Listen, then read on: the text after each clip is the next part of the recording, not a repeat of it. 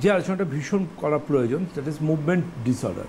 হাঁটতে অসুবিধে, movement disorder বলি আমরা ডাক্তারবাবুরা এটাকে। এটা হচ্ছে brain and spine related disorder.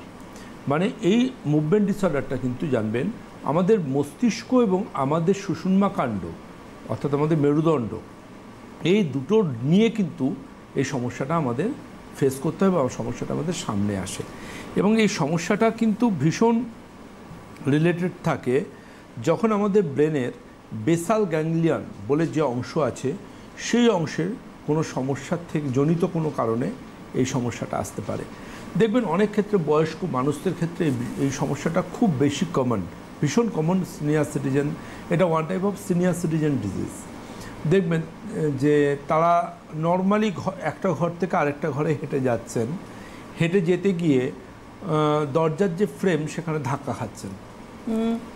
হ্যাঁ, এটা হচ্ছে একটা খুব প্রাইমা ফেসি একটা বলতে পারেন একটা ম্যাটার, যে দরজায় একটা ধাক্কা খাচ্ছেন। এর বাইরে দেখা যায় যেটা, সেটা হচ্ছে যে যদি ওনারা দেখবেন কিছু মানুষজন আছেন, একটা খুব সামাজিক সম্মানহানি হয় তাদের। সেক্ষেত্রে বয়স্ক মানুষ রাস্তা দিয়ে হেঁটে আসছেন, এদিক ওদিক ধাক্কা খেতে খেতে, পুরো ড্রাঙ্কেন পার্সন যেরকমভাবে হেঁটে আসেন তারা ঠিক সেভাবে রাস্তার এদিক ওদিক মুভমেন্ট করছেন।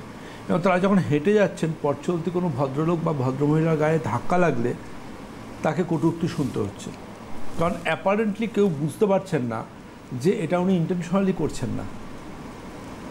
ওনার মধ্যে কিন্তু এই স্পেসিফিক, একদম এই স্পেসিফিক বলতে পারেন মুভমেন্ট ডিসঅর্ডারটার সমস্যাটা উনি ক্যারি করছেন। মুভমেন্ট ডিসঅর্ডারটা আবারও বলবো আমাদের ব্রেনের বেসাল গ্যাংলিয়া এবং তার সাথে আমাদের স্পাইন ভীষণ রকম রিলেটেড একটা অসুখ। এই অসুখের খুব প্রপার ডায়াগনোসিস প্রয়োজন।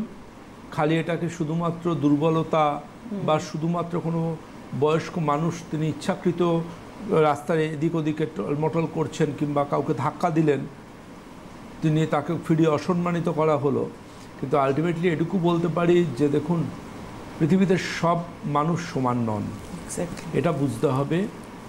পৃথিবীতে জানবেন যে পৃথিবীর সব মানুষ সমান যদি হতেন তাহলে হয়তো আকাশে সূর্য আর চন্দ্র আজও উঠত না, মিথ্যার লজ্জায় পৃথিবী আবার ধরিত্রী দ্বিখণ্ডিত হয়ে যেত।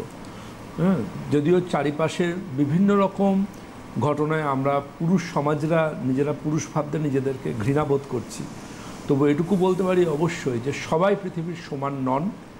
আর অবশ্যই কিন্তু আমাদের সমাজে সেই মানুষরা এখনও আছেন যারা যথেষ্ট যশস্বী এবং কীর্তিমান। কারণ আমাদের এই দেশ রামমোহনের, বিদ্যাসাগরের, দেশবরেণ্য নেতাজির দেশ, স্বামীজির দেশ। এই দেশ অত সহজে কোনোভাবে ভুলুণ্ঠিত হতে পারে না আমাদের সোনার বাংলা।